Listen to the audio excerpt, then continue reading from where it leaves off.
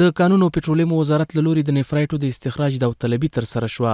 نن د قانون او پټرولیم وزارت د مشرۍ پښتون کې د خاص کونړ د چنچن 1 چنچن 2 چنچن 1 چنچن 2 او کلاول د نفرایټو د استخراج معدنونو داوطلبي د یو لړ مراسمو په ترڅ کې ترسره شوه. په یاد داوطلبي کې ول شرکتونو ګډون کړي چې لړلې 15 شرکتونه د یادو نفرایټو د استخراج لپاره لار پیدا کړه. د داوطلبي په مراسمو کې د قانون او پټرولیم وزیر شیخ شهاب الدین دلاور وویل یاد 15 قانونونه په داسې حال کې داوطلبي ته وړاندې کیږي چې لدی وړاندې یاد وزارت خپل سروې کړي او له هغې وروسته قرارداد ته ورکړل شول.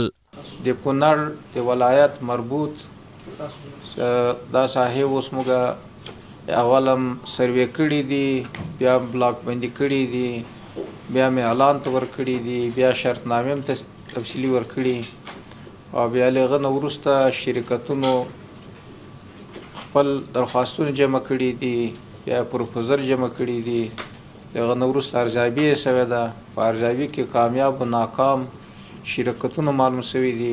همدارنګه ښاغلي وزیر په یادو مراسمو کې وویل په تیر کال کې یوازې د ډبرو سکرو 14 میلیارډ افغانۍ ګمرکاتي عواید راجمع شوي دي.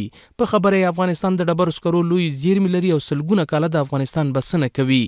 عواید زغالستان خو ما دقیقا یاد نداریم، خو رئیس صاحب گمرکات گفت که از یک سال صرف گمرکش 14 میلیارد افغانی شده. 14 میلیارد افغانی صرف گمرک شده که به خارج رفته. یکی در داخل مصرف میشه و خو جداست.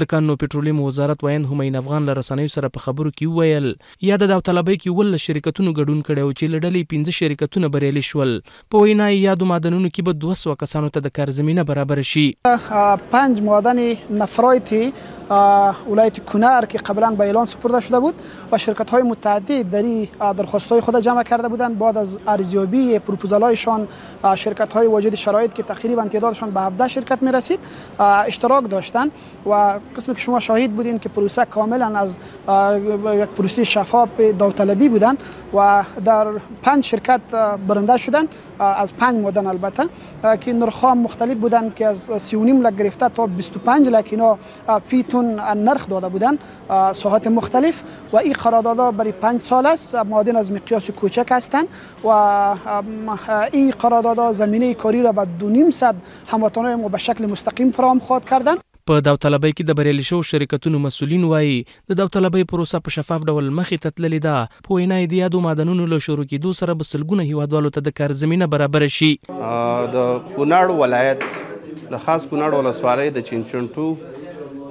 چنچن 2 نام ساحه موږ چې په آزاده داوطلبۍ کې په شفاف ډول د وزارت معدن څخه په 8.5 لک افغانۍ فی ټن وګټله.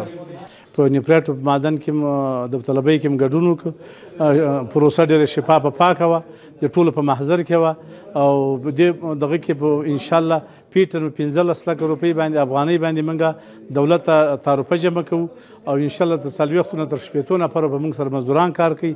هم به ولس ته خیر رسیږي، هم به موږ ته رسیږي، هم به دولت خپل عایدات جمع کیږي. هیره دې نه وي چې له دې وړاندې هم د قانون او پټرولیم وزارت له لوري له یو قطري شرکت سره د 200 میلیونو ډالرو په ارزښت د جبل سراج د سیمنټو فابریکې قرارداد لاسلیک شو.